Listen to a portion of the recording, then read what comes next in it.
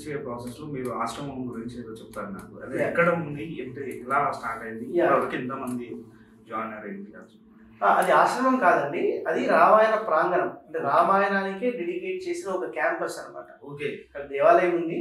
దేవాలయంతో పాటు ఎన్నో సామాజికమైన కార్యక్రమాలు, ఎన్నో విలువలతో కూడిన విద్యా కార్యక్రమాలు జరుగుతూ ఉంటాయి. కాలేజ్ ఒక క్యాంపస్ అది. ఆ క్యాంపస్ పేరు రామనారాయణం. అది విజయనగరం, మన ఆంధ్రప్రదేశ్లోని విజయనగరం డిస్ట్రిక్ట్ లో మనకు ఉంటుందన్నమాట. ధనుస్సాకారంలో అది కట్టడం జరిగింది. దాంట్లో రాముడు ధనుస్సాకారంలో ఆ క్యాంపస్ కట్టడం, ఒక 15 ఎకరాల్లో కట్టడం జరిగింది. మీరు చూడకపోతే తప్పకుండా వెళ్ళి చూడండి, అద్భుతంగా ఉంటుంది. నేను కూడా దాన్ని వెళ్ళి చూసాను, చాలా ఒక గూస్ బంప్స్ వచ్చేసాయి నాకు. ఆ దేవాలయాలతో పాటు మెడిటేషన్ సెంటర్, మధ్యలో ఒక 60 feet ఆంజనేయ స్వామి ఉంటాడు. దాని మీద laser show, world's best laser show అనమాట. మంచి లేజర్ షో ప్రతిరోజు సాయంత్రం వేయడం జరుగుతుంది. అక్కడ రామాలయం ఉంది. ఈ మధ్య కాలంలో ఏం చేశారంటే ఆ క్యాంపస్లోనే వాల్మీకి రీసెర్చ్ సెంటర్ అని రామాయణ ప్రపంచంలోనే మొట్టమొదటిది రామాయణం పైన పరిశోధనా కేంద్రం అక్కడ లాంచ్ చేయడం జరిగింది. ఓకే. ఆ లాంచ్ చేయడానికి ముఖ్య ఉద్దేశం ఏంటి అని అంటే రామాయణం పైన పరిశోధనను ఎంకరేజ్ చేయాలి. పరిశోధన అంటే ఏదో హైయర్ లెవెల్లో జరిగేది కాదండి. పరిశోధన అంటే ఇప్పుడు ప్రహ్లాదుడు ఉన్నాడు. ప్రహ్లాదుడు వయసు ఎంతండి? చిన్న వయసు. పరిశోధన చేశాడా లేదా విష్ణువు మీద? ధ్రువుడు, మార్కండేయుడు, ఇలా మనం చిన్నపిల్లల్ని ఎంతమందిని తీసుకోవచ్చు మన చరిత్రలో ఎగ్జాంపుల్స్గా. సో పరిశోధనకి వయసు పరిమితి కాదు. చిన్నప్పటి నుంచి మనం పిల్లలలో ఆ పరిశోధన అంటే ఏంటి? పరిశోధన అంటే పెద్ద ఇన్ని పేపర్లు రాయాలి, ఇంత కాలేజీలకు వెళ్ళాలి కాదు. పరిశోధన అంటే ఒక విషయం పట్ల నిన్ను ఆలోచించే ప్రవృత్తిని నీకు అలవాటు చేయడమే రీసెర్చ్.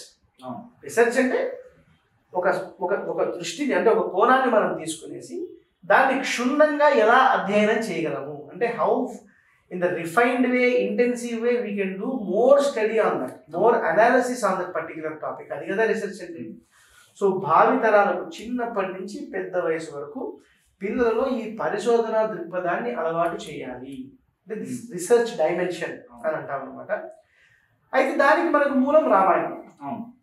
ఆ రామాయణంలో నీకు కుటుంబ వ్యవస్థ ఎలా ఉంది, పర్సనాలిటీ డెవలప్మెంట్ అంటే ఎమోషనల్ ఇంటెలిజెన్స్ ఎలా ఉంది, కమ్యూనికేషన్ స్కిల్స్ ఎలా ఉన్నాయి, యాంగర్ మేనేజ్మెంట్ ఎలా ఉంది, అన్నదమ్ములతో ఎలా ఉండాలి, అక్కచెల్లెలతో ఎలా ఉండాలి, ఒక శత్రువుతో ఎలా ఉండాలి, ఒక మిత్రుడితో ఎలా ఉండాలి, భార్యతో ఎలా ఉండాలి, భర్తతో ఎలా ఉండాలి, ఇవన్నీ మనకు నేర్పించే గ్రంథం కదా రామాయణం.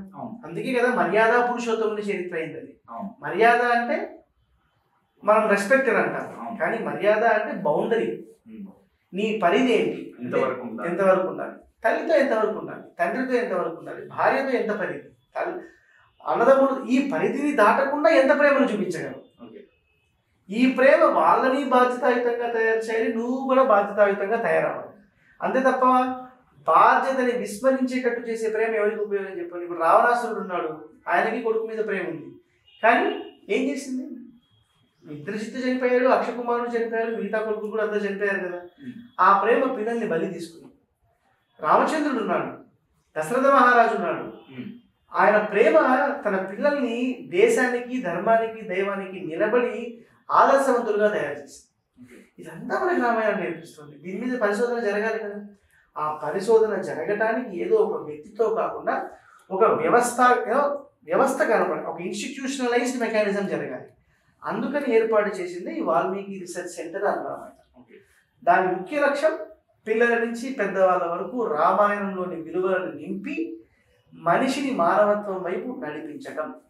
ఈ రీసెర్చ్ సెంటర్లో జాయిన్ అవ్వాలంటే ఫీజు కానీ అలాంటి అసలు ప్రాసెస్ ఏంటి? ఈ రీసెర్చ్ సెంటర్ ఇప్పటిదాకా ఫీజు అని కాదండి. ఇప్పుడు మనం మొదటగా చేయబోతున్నాం, ఇది జస్ట్ 4 నెలల క్రితమే లాంచ్ చేయడం జరిగింది. ఇప్పుడు మనం చేయబోతున్న మెయిన్ కార్యక్రమం ఏంటి అంటే వారధి అంటే బ్రిడ్జ్ అన్న ఒక సదస్సు నిర్వహిస్తున్నాం విజయనగరంలో. దీంట్లో భాగంగా జనవరి 24, 25, 26 దీంట్లో పిల్లలు పార్టిసిపేట్ అవ్వబోతున్నారు. దానికి కొన్ని టీంలు మేము ఐడెంటిఫై చేశాం, కొన్ని స్కూల్స్ నుంచి పిల్లలు వచ్చి ట్రైన్ చేస్తున్నాము. అది పక్కన పెట్టేద్దాం. కానీ ప్రపంచంలో నుంచి ఎక్కడైనా, నువ్వు అమెరికాలో ఉన్నావా, ఆఫ్రికాలో ఉన్నావా, అంటార్క్టికాలో ఉన్నావా, ఆస్ట్రేలియానా, మలేషియానా సంబంధం లేదు, ఇండియాలో ఉన్నావా, లేకపోతే ఢిల్లీలో, ప్రాంతంతో పరిమితి లేకుండా, భాషతో పరిమితి లేకుండా మీరు ఎస్సేస్ రాయొచ్చు. ఎస్సే అంటే మన వ్యాసం. మీరు చిన్నపిల్లలు అనుకోండి, వ్యాసం రాయండి. మీకు రామాయణం మీద పరిశోధన చేశారు ఆల్రెడీ, ఒక పరిశోధన పత్రాన్ని సమర్పించండి. సో మీ వయసును బట్టి, మీ అవగాహనను బట్టి, మీ ధాటిని బట్టి, మీ యోగ్యతను బట్టి, యుక్తిని బట్టి, శక్తిని బట్టి మీరు రామాయణం పట్ల ఏది రాయగలుగుతారో అది రాయండి. రామాయణం పట్ల ఒక పాత్ర అవ్వచ్చు, రామాయణం పట్ల ఒక సందర్భం అవ్వచ్చు, రామాయణంలోని ఒక నైపుణ్యం అవ్వచ్చు, రామాయణంలోని ఒక విలువ అవ్వచ్చు, ఏదైనా అవ్వచ్చు. వాటి మీద మీరు ఎస్సే రాయండి. మీకు మా ఈమెయిల్ ఐడి, ఆ వాల్మీకి రీసెర్చ్ సెంటర్ వాళ్ళ email ID and phone number మేము ఇస్తాము. మీరు స్క్రోలర్లో రన్ చేయడమో లేకపోతే డిస్క్రిప్షన్లోనే పెట్టండి. వారు మీరు ఆ ఈమెయిల్ ఐడికి, వాట్సాప్కి వ్యాసాలు పంపించండి టైప్ చేసి. వారు ఈ వ్యాసాలు తీసుకునేసి రామచంద్రుడి పాదాలకు సమర్పిస్తారు. ఆ వాల్మీకి రీసెర్చ్ సెంటర్లో దీన్ని భద్రపరుస్తారు, ప్రింట్ తీసి భద్రపరుస్తారు. మీరు ఎప్పుడు అక్కడికి వెళ్ళినా కానీ మీకు ఒక నెంబర్ ఇస్తాం, మీ మీ వ్యాసం యొక్క నెంబర్. ఆ నెంబర్ చెప్తే మీ తర్వాత వాళ్ళు కూడా వచ్చి మా తాతయ్య, మా నాయనమ్మ, మా అమ్మ వీళ్ళు వ్యాసాలు రాశారని చూపించుకునే విధంగా దాన్ని భద్రపరుస్తాం.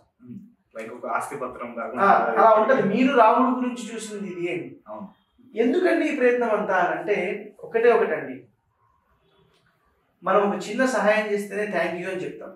థ్యాంక్ యూ ఎందుకు చెప్తాము? We want to feel grateful. అయ్యో నాకు ఈ సహాయం చేశాడే. అలాంటిది మనిషి ఎలా బ్రతకాలో, మనిషిలాగా తను భూమి మీదకి వచ్చేసి నొప్పి భరించాడు, బాధ భరించాడు, ఇంద్రజిత్ బాణాలతో కొడుతుంటే పై నుంచి కింది దాకా రక్తం కారుతూ బతికాడు రామచంద్రుడు. కళ్ళలో నుంచి రక్తం కాదు లక్ష్మణుడికి, రాముడికి. సీతమ్మ ఎడబాటును అనుభవించింది, ఏడ్చారు. ఇదంతా ఎందుకు చేశారు? రావణాసుని చంపాలంటే రాముడు అలా చిటికేస్తే అయిపోతుంది కదా అని. అలా కాదు, మనిషి ఎలా బ్రతకాలో నేర్పించారు. అంటే మనం ఎలా బ్రతకాలో నేర్పించారు.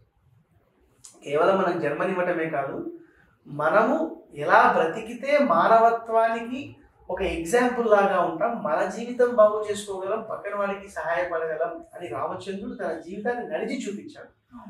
అంటే ఆయనకి మనం థ్యాంక్స్ చెప్పాలా లేదా? మరి ఆయనకి థ్యాంక్స్ చెప్పే బెస్ట్ పద్ధతి ఏంటి అని అంటే మనం పూజ అంటాం. పూజ చేయడం థ్యాంక్స్ చెప్పడానికి. ఏదో నార్మల్ పూలతో, తులసితో కాదు, ఎప్పటికీ వాడిపోని పూలతో మనం థ్యాంక్స్ చెప్పాలి. ఎప్పటికీ వాడిపోని పూలు ఎలా వస్తాయి? ఎప్పటికీ వాడిపోని పూలు ఎలా వస్తాయనంటే రామచంద్రుడి వైపుకు చూసిన ఒక పిల్లాడి మనస్సు, ఒక మనిషి మనస్సు పువ్వుతో సమానం కదా. అంటే సూర్యుడి దిక్కు కమలం చూస్తే వికసిస్తుంది అని అంటాం మనం. ఆ సూర్యుడు పోయిన వెంటనే అది కుంగిపోతుంది అన్నమాట. మళ్ళీ సూర్యుడు వచ్చిన వెంటనే వికసిస్తుంది. కానీ రామచంద్రుడు అన్నవాడు కూడా సూర్యుడే. అయితే రామచంద్రుడికి ఉదయించటం, అస్తమించటం అన్నది లేదు. ఎప్పుడూ అలా విజృంభిస్తూనే ఉంటాడు, అంత తేజస్సుతో వెలుగుతూనే ఉంటాడు రామచంద్రుడు. అలా ఎప్పుడూ ఉన్న రామచంద్రుడి లాంటి సూర్యుడిని చూసిన మన మనస్సు, అంటే పిల్లల మనస్సు అనండి, పెద్దల మనస్సు అండి, మనిషి మనస్సు అనండి, ఒక వికసించిన పుష్పమే కదా. ఆ రామచంద్రుడిని చూసి వికసించిన పుష్పంలో మానవత్వం అన్న సుగంధం ఉండదంటారా? అంటే ఆ సుగంధము ఎప్పుడు ఉంటుంది, ఆ వికాసము ఎప్పుడు ఉంటుంది? అలాంటి మనసుతో రాసిన వ్యాసం ఏదైతే ఉందో, ఒక ఎస్సే ఏదైతే ఉందో, ఒక పరిశోధన పత్రం ఏదైతే ఉందో, దాన్ని పువ్వుగా మనం అనుకుంటున్నాం. ఆ పువ్వుని రాముడికి అర్పించాలి. ఏం చెప్తున్నాం మనం? నాన్న రామ, నువ్వు నా కోసం వచ్చి నిలబడ్డావయ్యా, ఇట్లా ఇలా నిలబడి నడిచి చూపించావయ్యా. సీతమ్మ, మేము ఎలా బతకాలో నేర్పించారు మీరు. మిమ్మల్ని చూసి నేను ఇది నేర్చుకుంటున్నాను, మిమ్మల్ని చూసి మీలాగా బ్రతుకుతాము అన్న ఆలోచన చేస్తున్నాము. ఆ ఆలోచన చేయటమే ఈ వ్యాసము. దీంతో మేము మీకు ఆ కృతజ్ఞతను అర్పిస్తున్నాము అని చెప్పడం అనమాట. సో రామచంద్రుడికి, సీతమ్మకి మనం అర్పించే బెస్ట్ కృతజ్ఞత అంటే మన మనసుతో, మనం మనసు పెట్టి ఒక వ్యాసాన్ని రాసి రామచంద్రుడి పాదాలకు అర్పించడం అనమాట. ఇలా 1008 పేపర్లను కలెక్ట్ చేసి అర్పించాలన్నది మన సంకల్పం. అయితే ఇంతేనా అంటే ఈ వ్యాసం రాసేటప్పుడు ఆ పిల్లాడు ఆ నెల రోజులనండి, 15 రోజులనండి బాగా ట్రై చేస్తాడు కదా మంచి వ్యాసం. ఒక క్విజ్ ప్రోగ్రామ్ పెడితే కేవలం ఒక క్వశ్చన్ చూసి ఆ ఆన్సర్ చెప్పేసి వెళ్ళిపోతాడు. కానీ వ్యాసం రాయడం వల్ల ఆ విలువతో, ఆ పాత్రతో ఎక్కువసేపు ఉంటాడు. సో ఎక్కువ రామాయణంలో ఉన్న పాత్రతో ఉండటం వల్ల నేర్చుకోవటం కూడా ఎక్కువ ఉంటుంది. ఇది మన సంకల్పం. అంతేకాదు జనవరి 26వ తేదీ ఈ కార్యక్రమం పెట్టడానికి కార్యక్రమం ఏంటంటే ముఖ్య ఉద్దేశం ఏంటంటే జనవరి 26వ తేదీ గణతంత్ర దినోత్సవం, రిపబ్లిక్ డే. భారతదేశం తన రాజ్యాంగాన్ని అమల్లోకి తెచ్చుకుంది. అంటే ఒక దేశానికి రాజ్యాంగం అవసరం, అలానే మానవత్వానికి కూడా రాజ్యాంగం అవసరం. అది రామాయణం. అన్న సంకల్పాన్ని అన్న రెజల్యూషన్ అని అంటాం కదా, తీర్మానం అని అంటాం కదా, ఆ రోజు మనం పాస్ చేయాలి. మన భారతదేశ రాజ్యాంగాన్ని గుర్తుగా ఉంచుకునేసి నేను కూడా మనిషిని మానవత్వం వైపు నడిపించడం కోసం రాజ్యాంగం అవసరం, అది రామాయణమే అన్న తీర్మానాన్ని పిల్లల నుంచి పెద్దలతో చేయించాలనేది మన సంకల్పం. సో మీరు ఇదంతా చూసారంటే ఈ ప్రాసెస్ అంతా ఫ్రీ. ఎస్ఏ రైటింగ్కి మీరేం రిజిస్ట్రేషన్ చేయక్కర్లేదు. ఆల్ దట్ మీరు చేయాల్సింది ఏంటంటే మీ ఇంట్లో కూర్చొని ఒక పాత్రలో వాల్మీకి రామాయణంలో ఒక అంశాన్ని తీసుకుని చక్కగా ఒక వ్యాసాన్ని రాయడం, టైప్ చేయడం. ఓకే, ఆ టైప్ చేసేసి మీకు ఇచ్చిన ఫోన్ నెంబర్కో ఈమెయిల్ ఐడికో అది పంపించడం. ఇంతే చేయాలి. దీంట్లో ఉన్న యోగ్యత ఏంటంటే ఫీజు కాదు, వయసు కాదు, భాష కాదు. దీంట్లో మీకు ఉండాల్సిన యోగ్యత ఏంటంటే రాముడి మీద, రామాయణం మీద ప్రేమ. మేము కూడా ఒక ఎస్ఏ రాయాలన్న కుతూహలం, ఇంతే. ఇది ఉంటే చాలు. No entry fees, nothing. Anybody is allowed to participate in this. Okay. And ఇంకోటి వచ్చేసి ఇప్పుడు చాలా మంది ఇప్పుడు మీరు టైప్ చేసి పంపించాను, మామూలు పేపర్ మీద రాసి స్కాన్ చేసి కూడా పంపించాను. అంటే మేము ఏమంటున్నామంటే ఇప్పుడున్న పిల్లలందరికీ, మన ఈ జనరేషన్ ఉన్న వాళ్ళందరికీ టైప్ చేయడం ఇస్ వెరీ ఈజీ.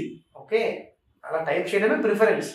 పెద్దవాళ్ళు ఉన్నారు, వాళ్ళకి టైప్ చేయడం రాదు, అలాంటి వాళ్ళు పేపర్తో స్కాన్ చేసి పంపించినా పర్లేదు. కానీ స్పష్టంగా రాయండి, ఎందుకంటే ఆ వ్యాసం కేవలం స్టోర్ చేయడం కోసం కాదు కదా, రేపు అక్కడికి వచ్చే వాళ్ళందరికీ ఇదో ఈయన ఈ వ్యాసం రాశారని చూపించడం కోసం. కాబట్టి అది 10 మంది చదవటానికి వీలుగా ఉండేటట్టు రాయండి. టైప్ అనేది ఎందుకు వాడామనంటే అందరి హ్యాండ్ రైటింగ్ అర్థం కాదు కదా. అర్థం కాని హ్యాండ్ రైటింగ్తో ఉన్నదనుకోండి, చదవకుండా అది వేస్ట్ అయిపోతుంది. అందుకే మేము ఏమంటున్నామంటే మీరు ఎంత పరిజ్ఞానం ఉన్నవారైనా కానీ వీరైతే డీటీపీ చేసి మాకు పంపించండి. అది అందరికీ హెల్ప్ అవుతుంది, 10 మంది రెఫర్ చేసుకునేదానికి ఉపయోగపడుతుంది. సబ్స్క్రైబ్ చేయండి. Please do subscribe to. Please like, share and subscribe to top Telugu TV. Top Telugu TV. Top Telugu TV.